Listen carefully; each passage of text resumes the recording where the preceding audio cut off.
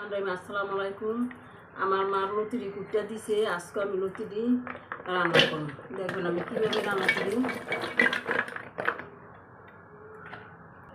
এই যে আলু দিলাম, এই পেঁয়াজ কাটা দিলাম, এই যে রসুন আর কাঁচামরিচ, তারপরে এই যে কেসকি মাছের শুটকি, আর এই যে একটা চেবা শুটকি দিছি বেড়ানোর জন্য, মরিচ হলুদ লবণ একসাথে দিয়ে দিলাম,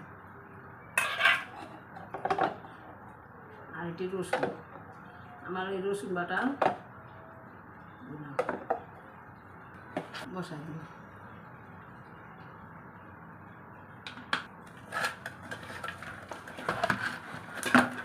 এই দেখুন লতি তরকারি উন্না অল্প একটু হয়ে গেছে না, বুঝছেন?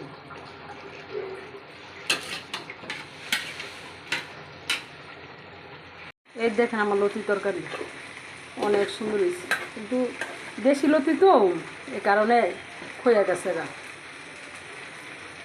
লতি তরকারি হয়ে গেছে, এখন নামালাম গেছে না।